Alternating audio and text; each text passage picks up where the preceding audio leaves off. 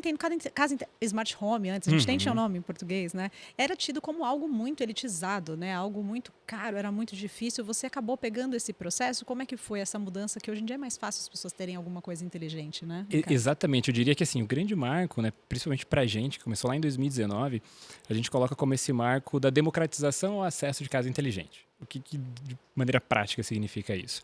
Antes de 2019, né, existia casa inteligente com alguns termos, smart home, IoT, né, internet das coisas. E os nomes em inglês eles já trazem essa sensação de ser algo muito específico, muito nichado.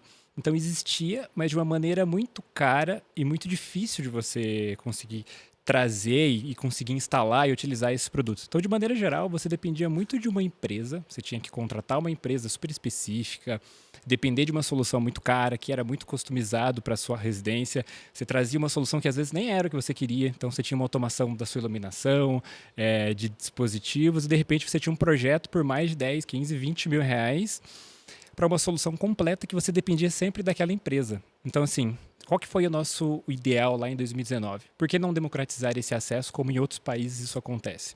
Então, a ideia era o quê?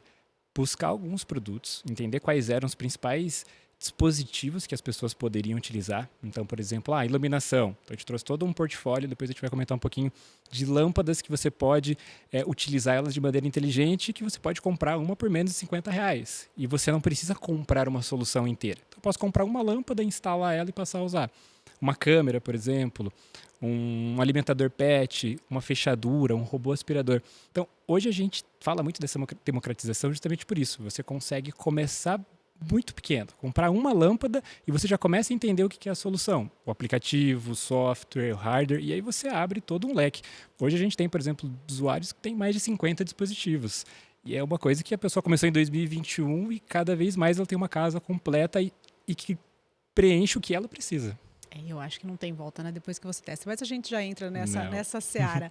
Só para citar um pouquinho para a galera, como é o cenário atual da Positivo aqui no Brasil, né? Porque a gente teve, como vocês chegaram nessa parte de casa inteligente, mas a gente sabe que tem muitos produtos. Como que é a atuação atualmente da marca?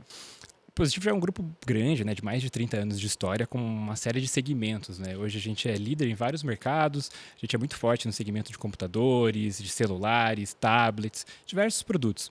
E em 2019 a gente teve essa ideia de trazer realmente a casa inteligente e a gente lançou uma marca chamada Positivo Casa Inteligente. Então a gente começou a trabalhar, escolher os segmentos e hoje, após esses 6 anos, a gente já tem 2 milhões de usuários. Então a gente tem uma base cadastrada com mais de 2 milhões de usuários, mais de 3 milhões de dispositivos vendidos. Uma base onde a gente não só vende o hardware, mas a gente entendeu que casa inteligente ela é mais do que um hardware, né? Mais do que o produto físico em si. Mas é esse ecossistema. E o que é isso? É um aplicativo. Então a gente hoje tem mais de 40 produtos, todos integrados em um só aplicativo, que é uma diferença muito grande, né? Algumas marcas, por exemplo, você tem 10 aplicativos diferentes. E isso gera uma frustração. Às vezes a pessoa acaba, por uma questão de comodidade, ela compra produtos de marcas diferentes e ela tem lá 10 aplicativos para controlar a casa. E é uma experiência, às vezes, um pouco frustrante. Então, a gente teve a ideia de criar um aplicativo para comandar toda essa solução. Então, isso já parte de um princípio que a solução de casa inteligente ela é toda concentrada em uma coisa só. Então, vários hardwares diferentes e um único aplicativo. Então, isso fez com que a gente conseguisse cada vez mais trazer novos usuários e aumentar realmente esse leque de produtos diferentes e entender como o usuário realmente utiliza.